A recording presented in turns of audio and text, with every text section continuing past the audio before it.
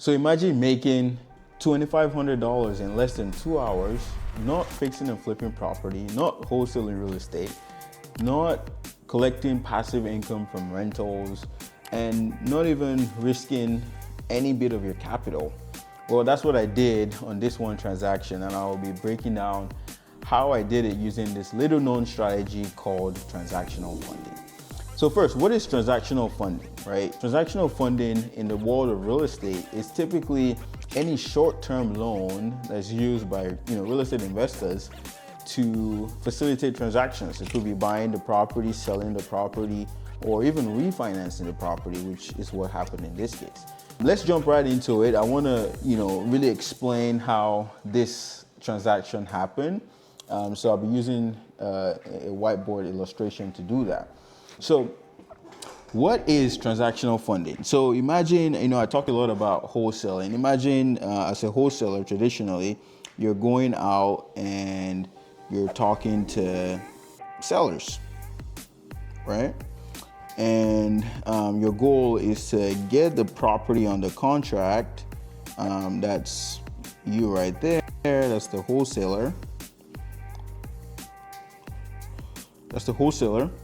They get in the property under contract, and their goal is to get it at a discount and ultimately sell it to investors. So let's take, for example, the house is worth $200,000, and they got it at a great discount, and they have it under contract at $100,000.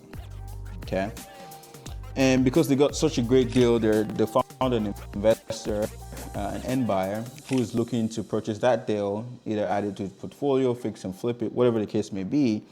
And the end buyer is looking to basically purchase that property from the wholesaler. That's the end buyer. Looking to purchase the same property from the wholesaler for $150,000. Because the property, like we said, is worth $200,000. So it's still a deal for the end buyer, right? The wholesaler, in this case, is making the difference, which is $50,000. Wholesaler is making $50K.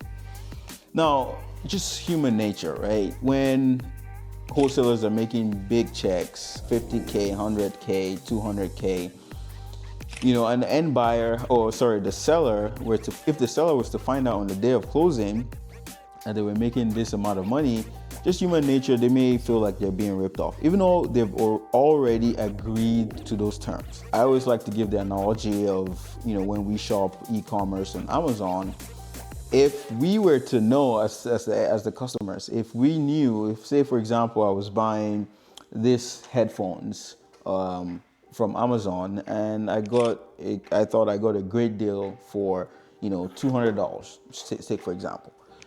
If for some reason there was a glitch in their system and they started showing the landed cost, that is how much it costs for them to make and ship that product, if it's shown on the website and I'm seeing that the landed cost for this same item is $50, all of a sudden I start to think that, I start to feel like I'm being ripped off, I'm being taken advantage of, over $150. It's the same case here. So, the seller may have been good at $100K, but come day of closing, they found out that, hey, this wholesaler is making $50,000 and he's not having to do any work. Really, he's just found an end buyer and he's assigning the contract. They could go cold feet. And so to prevent that, a wholesaler comes to me as a transactional funder. And the transactional funder has a JV agreement with the wholesaler. It's called let me do this way, a JV agreement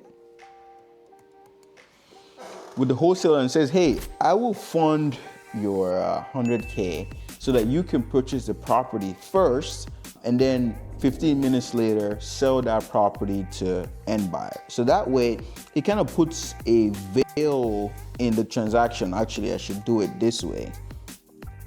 It puts a veil in the transaction so that the seller doesn't see past what is going on the A to B side. So if this is the A, this is the B, and the end buyer is the C.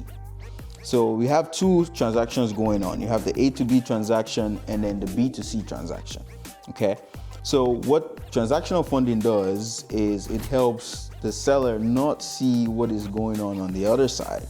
So Mr. Wholesaler comes to me, transactional funder, and I provide the 100K needed to close the A to B side of the transaction.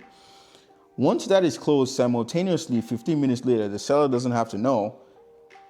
Wholesaler turns around and sells that same property to the end buyer at the agreed amount of 150,000, which is the B to C contract. So the wholesaler makes the difference, $50,000. Now, I enter into a JV agreement with the wholesaler because I provided the funds. So the JV agreement will state the terms that I will get for the profit for providing those funds and providing that service of anonymity to the wholesaler. So the wholesaler doesn't protects his assignment fee, privacy. So the seller doesn't know what is going on. All the seller knows is that he sold the house to the wholesaler at $100,000. So the JV agreement, in this case, you could state that, hey, of that $50,000, I'm going to get $5,000 as my profit for funding that deal for you. Now, these transactions happen very quickly. They oftentimes happen on the same day, and that's why it's called transactional funding. So the A to B, B to C happens at the same day and oftentimes at the same title company. So now that you understand what transactional funding is, let's dive into my specific deal and break down how I made $2,500 in less than 2 hours. It's a little bit different, so pay attention. The lead came from my website, fastdoubleclose.com. So if you need help with transactional funding, double closes, or refinances like I'm about to talk about, go over to fastdoubleclose.com, enter in your info. It's a 3-step process. Enter in your info and to submit your deal, and I'll be in contact with you. Either myself or a member of my team will be in contact with you to help you get it closed and protect your fees. So anyways, the lead came in through my website. They filled out the form with the address and the amount that they needed. Turns out they were doing what is called a refinance. So they already owned the property. So it was not like, so that's why I said it's a little bit different from a double close where there's two transactions, A to B and B to C. In this case, it was just one transaction, but he still needed transactional funding. Basically, he was refinancing a commercial property that he had. He owed about $850,000 on the property, and he was refinancing it with a new lender at $1.225 million. So he was making a little bit of money, over $200,000 there, or $300,000, whatever the case may be, from refinancing the property. Now, the lender that he was going to use to do the refinance, the name of the lender was Financial Loop LLC. They were charging him $58,187.50 as origination fee, basically the cost to do the loan for him. And so the borrower came and said, hey, look, I'm making over $200,000 on this transaction, as you can see from the HUD. I just need $58,000 to pay the lender, and simultaneously they're paying me back over $200,000 from refinancing my property, my commercial law. And so it's happening at the same title company, it's happening simultaneously, and meets all the criteria for a transactional fund. So I said, hey, I'll do it.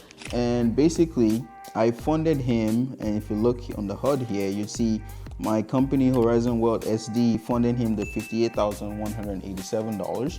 And after the transaction was done, which basically happens like simultaneously, title company wired me my transactional loan fee of $2,500 back. Right there is how I made the $2,500 in less than 2 hours. By 11 a.m. I sent out the wire, and before 1 p.m. the title company had called me back to receive my my wire instructions. And so very smooth transaction, no risk involved whatsoever. Why? Because the funds were going to the escrow company. The funds were going to escrow at the title company. The funds never went to the borrower. The borrower never had control of the funds.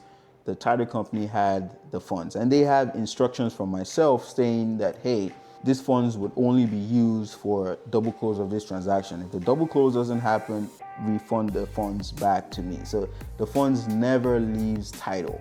And those instructions are specifically stated in the JV agreement. So it's completely 100% risk-free. And I love doing deals like this. And this is the reason why I love real estate, because there's so many ways to make money. This is just one of the ways. This is not even wholesaling. This is not owning property. This is just helping facilitating a transaction. He needed $58,000 when he was refinancing the property. He was making over $200,000, and I just funded his $58,000 and made $2,500. In fact, the escrow officer, after he called me to get my wire instructions, he was like, you know, you're charging way too cheap for your transactional funds. Like, he expected me to charge at least $5,000 for the speed and convenience in which I funded that deal. There's the reason I funded $2,500. I'm cheaper than most of the market. So reach out to me if you have transactional funding deals, and I would love to fund your